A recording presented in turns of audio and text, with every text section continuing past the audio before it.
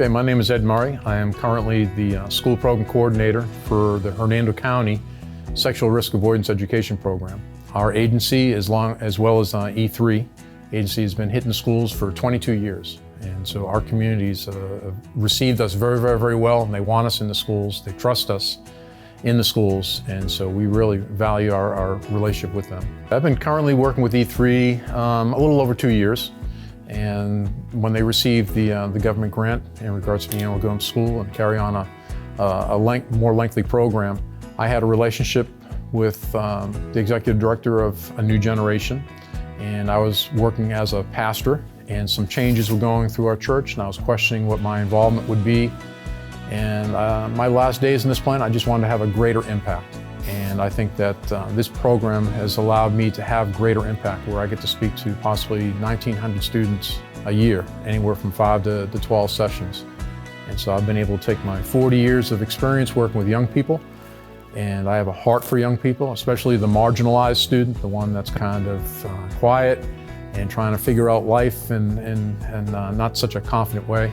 I think this program really addresses that they all have value. They may think they're different and feel like they're different, but by the time the program's over, they realize that we're all different, we're all unique, and I think they feel more confident about who they really are. One of the first things we do is the first 4 sessions is getting teens to understand who they are. We go through a personality profile and understand that their personality is unique to themselves. And then when we go through this profile and they say, oh, that's why I think like this. Oh, that's why I act like this. This is why I don't like being with people. Or this is what energizes me. And so they recognize that they're not like everybody else, and they don't have to make excuses to have to conform to everybody else's image. And then when they learn those personality traits, they understand they got strengths. They have value to contribute to the community, contribute to a group, contribute to their class and so forth. And then they feel good about themselves. And they understand that other person across the classroom, even though they're different, it's just they're wired differently. And so they are able to respect one another as well as value themselves. If they value themselves, they're going to protect themselves. And so we do various profiles to get them to understand themselves. And so then that's when we have those aha moments. And that's when they look at each other and they start pointing to each other and identifying those traits in other people as well. And it just builds some camaraderie between them and a mutual respect that their differences can be celebrated and not have to be conforming to the image that the culture wants to make us into.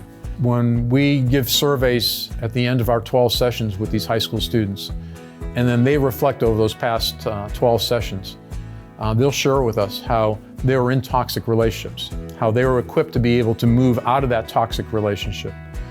When they realize that their personalities or their giftings or their abilities were never accentuated before, now they can focus on those things.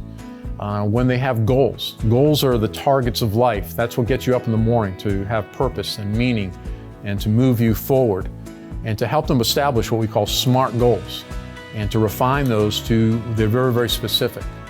And so we get them to the point where they're able to build on those goals. They're excited about those goals. And a saying we always have is aim little, miss little. So if we get them to really focus in on what they can do now and really refine that and start building bridges and steps into their future, now they're not just thinking about today. They're not just thinking about their fun, which is a byproduct of some of the activities they participate in, but to really think about their future. So they value themselves, they value their goals, they value their future, and now we're moving into healthy living. And so I'm happy where I'm at. I love getting up in the morning. I love getting up into the schools. I love the point of contact that we have with the teachers and the administrators who really want us there. They're excited about us being there. They always comment, I wished I had this program when I was their age, and I could have avoided some major pitfalls. So when they want you there, you get excited. And when the students have these epiphanies and these aha moments, you just can't wait to get up the next morning and deliver the next message.